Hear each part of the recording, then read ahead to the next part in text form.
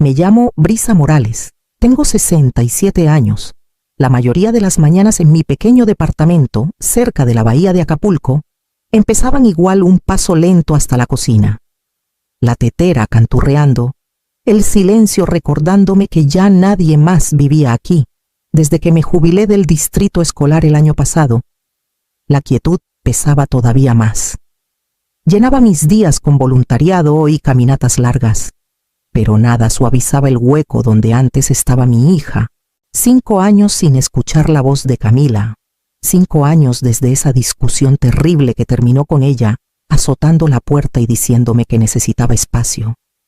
Repasaba ese momento una y otra vez, tratando de descifrar cuándo la preocupación se volvió control, cuándo el amor se volvió punzante. Cada estación que pasaba hacía más difícil creer que alguna vez quisiera verme de nuevo.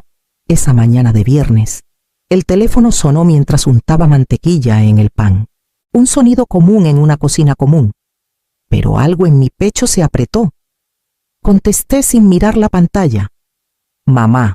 La voz era extraña y conocida a la vez, y el pan se me resbaló de las manos antes de que pudiera ver quién llamaba. El pan cayó al piso. Camila, mi voz se quebró, y me aferré al mostrador para no tambalearme. Soy yo, dijo, pero su voz era distinta, más ronca, como si despertara de una larga enfermedad.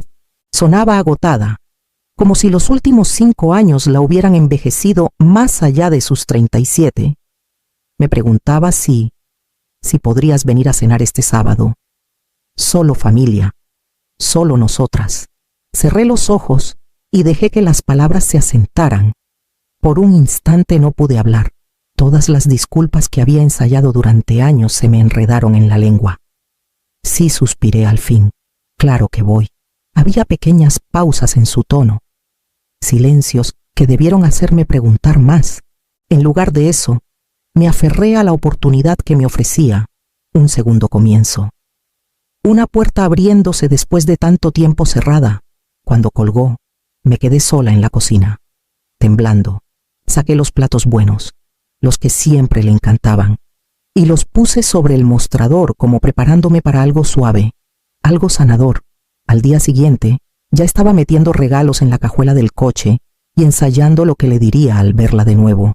A media mañana me encontré en la sección de niños de una librería, sosteniendo 2 rompecabezas envueltos y un juego de plumones de acuarela. Nunca había conocido a mis nietos, pero traté de imaginar qué le gustaría a un niño de 8 años y a una niña de 6. La dependienta preguntó si necesitaba ayuda, y forcé una sonrisa educada. Son para los hijos de mi hija, dije. Ha pasado mucho tiempo. Ella asintió con suavidad, como si entendiera más de lo que dije. De vuelta en el coche. Los regalos reposaban en el asiento del copiloto como testigos mudos. Apreté el volante con fuerza.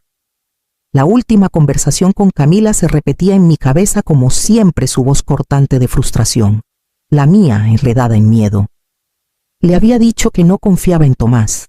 Ella me dijo que estaba harta de que la juzgaran. Esas fueron las últimas palabras entre nosotras. Tomás Vargas. Lo recordaba de los primeros días, guapo, hablador, con chistes que conquistaban salones enteros. Tomaba la mano de Camila en las cenas como si la adorara.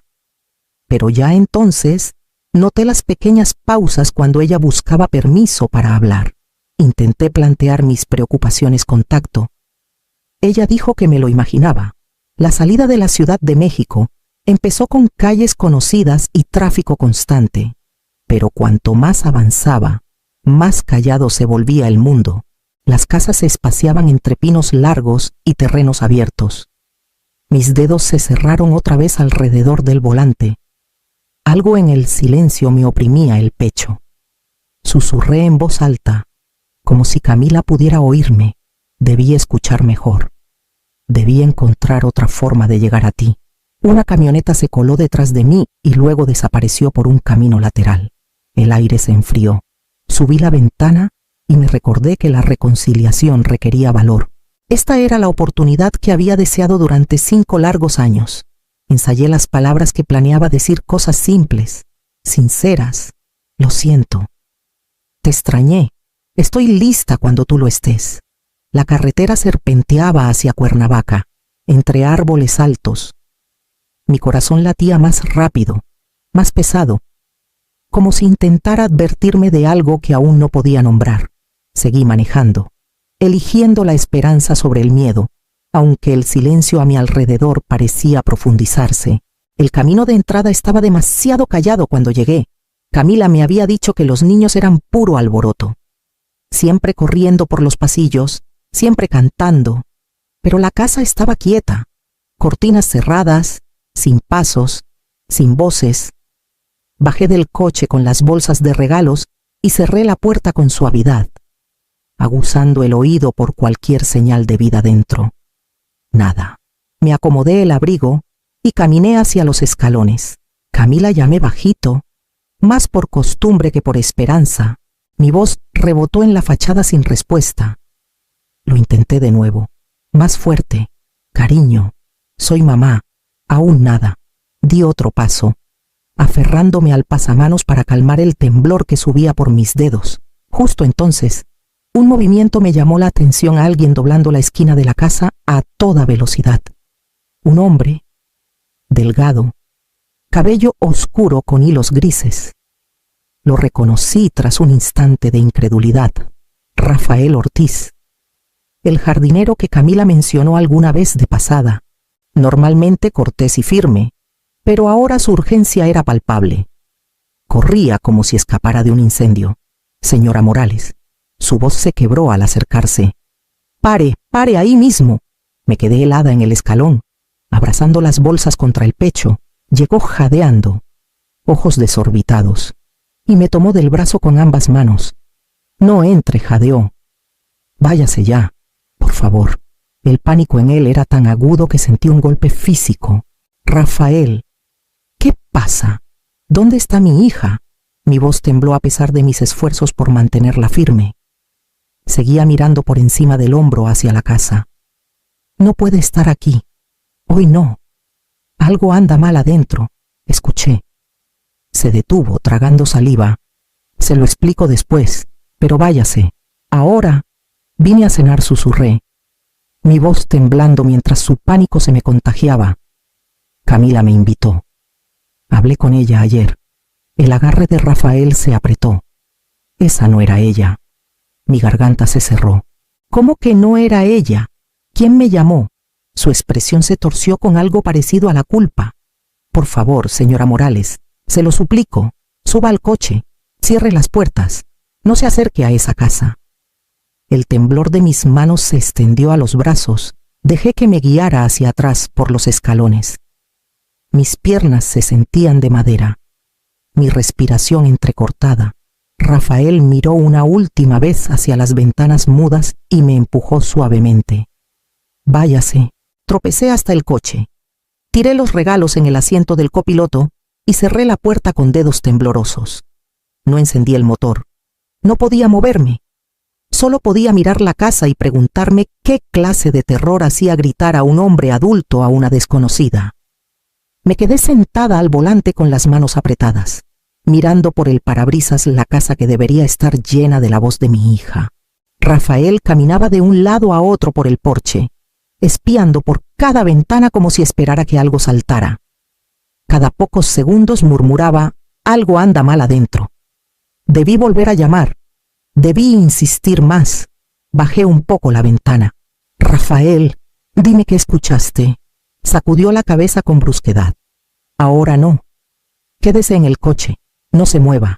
Antes de que pudiera insistir, un SUV oscuro avanzó despacio por la carretera, aminorando al pasar por la propiedad. El conductor no miró hacia nosotros, pero la tensión en los hombros de Rafael se endureció. El vehículo desapareció entre los árboles, pero la inquietud se asentó más pesada a nuestro alrededor. Un parpadeo tenue me devolvió la vista a la casa. La luz del pasillo titubeó, y por un instante creí ver una sombra moverse detrás del vidrio esmerilado cerca de la escalera. Se me cortó la respiración. «Rafael», susurré. «Hay alguien ahí». Se movió rápido hacia el lateral de la casa. Mandíbula apretada. «No se mueva».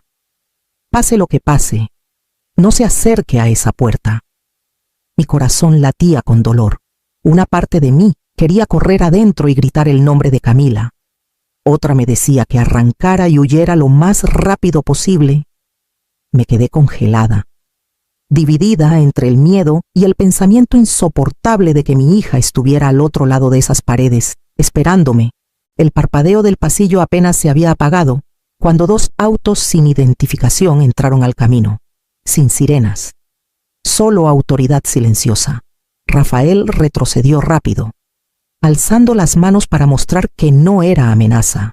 2 oficiales uniformados bajaron, seguidos por una mujer de abrigo oscuro que se movía con la seguridad de quien ya sabe lo que va a encontrar. Un oficial se acercó a mi ventana. Señora Morales, bajé el vidrio con dedos temblorosos. Sí, yo... ¿Qué pasa? ¿Dónde está mi hija, señora?, dijo con suavidad. Necesitamos que baje. La mujer del abrigo se unió a él. Soy la detective Leona Salazar. Su voz llevaba un peso que me apretó el estómago. Está a salvo, pero necesitamos hablar con usted de inmediato. Rafael se acercó. Los llamé esta mañana, me dijo bajito. Por fin consiguieron lo que necesitaban. La detective Salazar se volvió hacia él. Señor Ortiz, quédese cerca. Hablaré con usted otra vez. Luego me miró. Señora Morales, sígame al lateral del camino. Bajé despacio, aferrándome a la puerta para no caerme. Hay alguien dentro de la casa, susurré. Vi una sombra, por eso estamos aquí.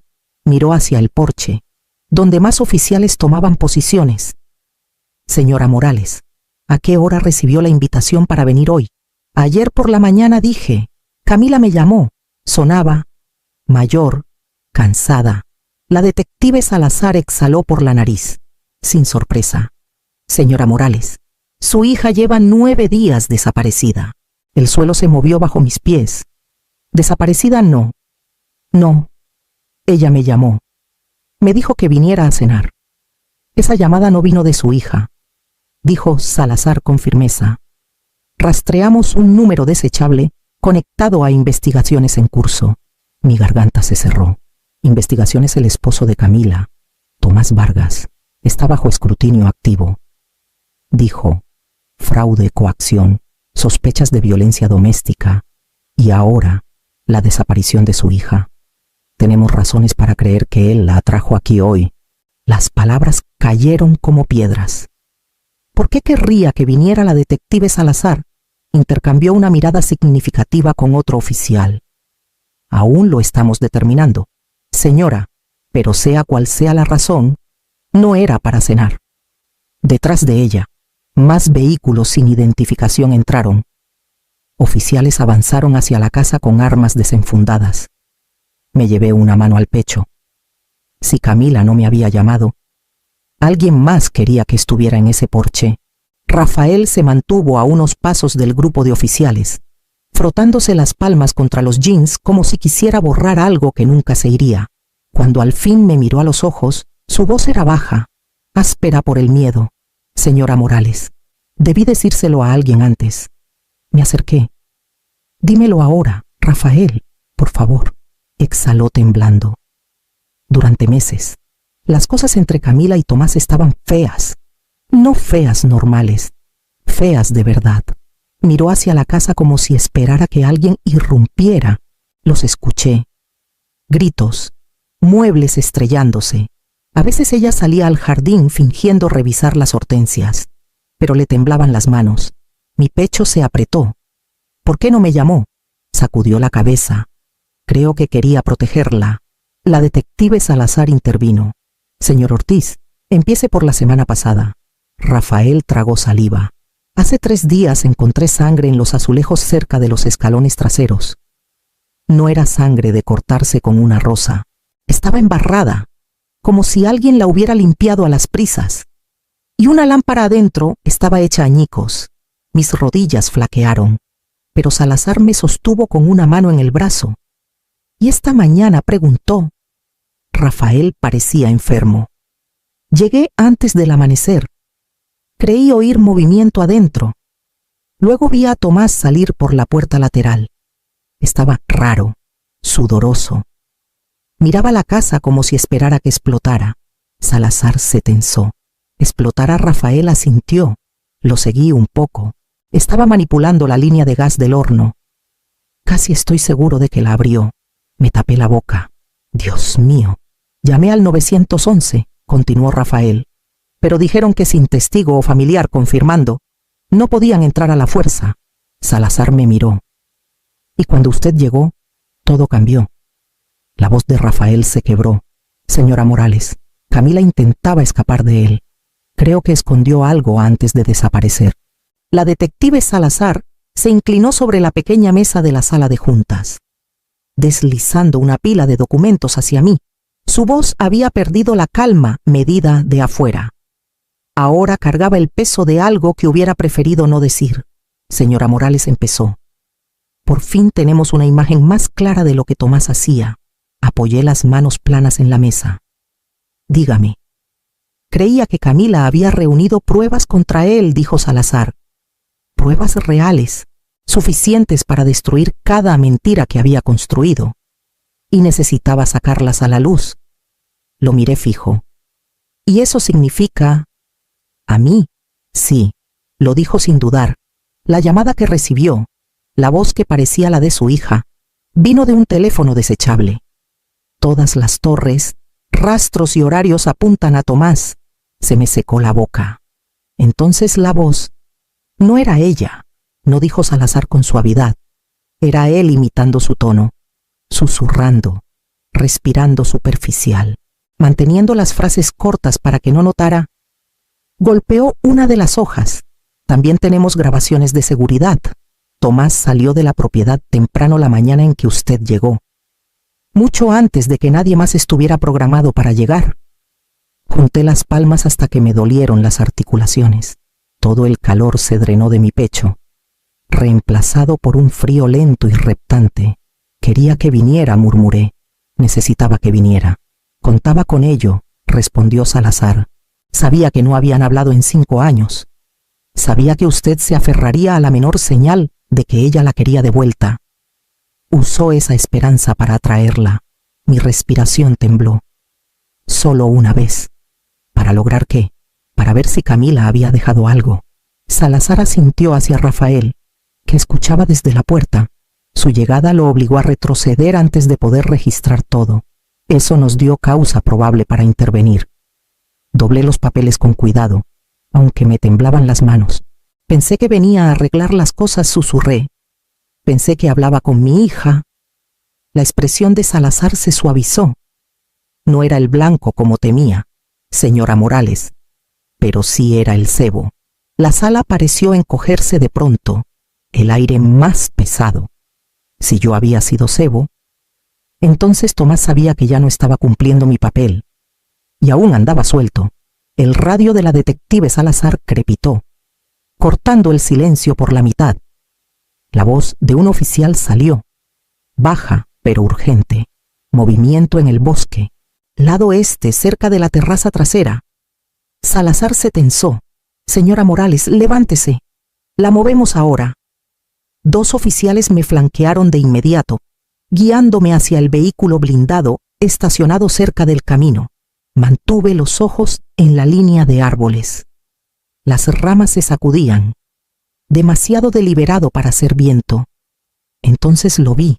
Tomás salió de entre los pinos sombríos, la ropa manchada de tierra, la mandíbula apretada como si llevara días así. Caminaba rápido, escaneando el patio, sin notar o sin importarle que los oficiales ya se acercaban. «Quédese detrás del vehículo», ordenó Salazar. Avanzando, Tomás lo vio y alzó ambas manos, pánico y furia grabados en su rostro. «Órale, esto es ridículo», ladró. «¿Dónde está Camila? ¿Ella los llamó?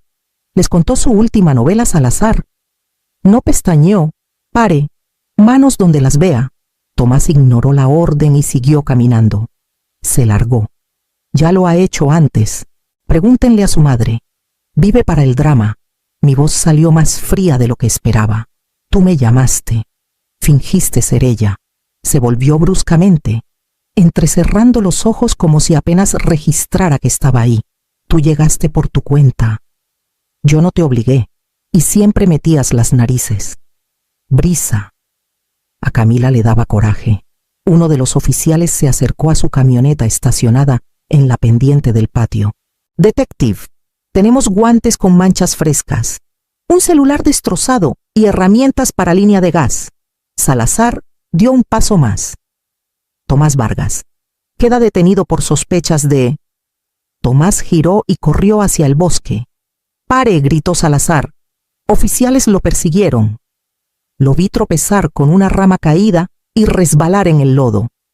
2 oficiales lo derribaron con fuerza, inmovilizándolo mientras pataleaba como animal salvaje. Suéltenme, gritó, pateando al aire. No entienden, ella lo arruinó todo. Salazar se acercó despacio, expresión indescifrable. Tomás se retorcía contra las esposas, su voz subiendo a un grito crudo y furioso. Debía mantener la boca cerrada. Las palabras cortaron el aire como una confesión enferma. Sentí que mis rodillas cedían mientras lo levantaban. Sus ojos estaban desquiciados, sin remordimiento, solo rabia. Lo llevaron hacia la patrulla mientras Salazar volvía conmigo. Voz baja, pero firme. Está bajo custodia. Averiguaremos qué le pasó a su hija. Los gritos de Tomás resonaron por la propiedad, apagándose solo cuando la puerta del auto se cerró. Si su arresto desentrañaría la verdad o la enterraría más hondo, aún no lo sabía. La casa se sintió más fría una vez que Tomás se fue, como si cada secreto atrapado en sus paredes hubiera recibido permiso para respirar al fin. Oficiales recorrieron cada cuarto con precisión deliberada, abriendo cajones, levantando tapetes, documentando cada rastro roto de los últimos días de Camila. Rafael rondaba cerca de la escalera, ojos fijos en los marcos. Intentaba dejar pistas, murmuró. Siempre decía que esconder cosas a la vista era más seguro. La detective Salazar asintió. Si dejó pruebas, las encontraremos. Minutos después, Rafael gritó, «Aquí, aquí». Su voz tembló. Corrimos al dormitorio. Había sacado por completo el cajón inferior del tocador de Camila, revelando un panel delgado de madera en el fondo. Lo abrió con cuidado, descubriendo una memoria USB negra, no más grande que un chicle. Salazar la levantó. «Esto puede abrir todo». Esa noche regresó conmigo con una laptop y expresión sombría. «Señora Morales», lo documentó todo. Pulsó play en una nota de voz. La voz de Camila, temblorosa pero decidida, llenó la salita. «Si algo me pasa, será por Tomás. Está moviendo dinero sucio. Tengo capturas, registros bancarios, todo. Mamá, si escuchas esto, por favor protege a los niños». Me tapé la boca. Su voz era un regalo y una herida. En los días siguientes, la investigación se aceleró.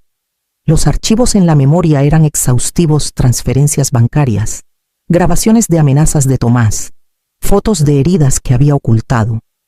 Salazar trabajó sin parar, y yo esperé la noticia que más temía. Llegó la 4ª mañana. Encontraron el cuerpo de Camila cerca de un sendero boscoso en las afueras de Cuernavaca. Rafael me dio la noticia en persona, su voz quebrándose a la mitad. El funeral fue pequeño, callado, casi demasiado callado para una vida que había luchado tanto por sobrevivir. Las pláticas de custodia de los niños empezaron de inmediato. Le prometí a Camila, en silencio, que les daría un hogar de seguridad, no de miedo. Rafael se quedó cerca, pasando diario, arreglando cositas en la casa sin que se lo pidiera. Se volvió un apoyo que no esperaba. Cada noche encendía una lámpara pequeña junto a la ventana, no para esperar lo que perdí, sino para cuidar lo que aún me quedaba. Las ruinas de mi vida anterior seguían ahí, pero en el suave resplandor de esa lámpara, una nueva empezaba a tomar forma poco a poco.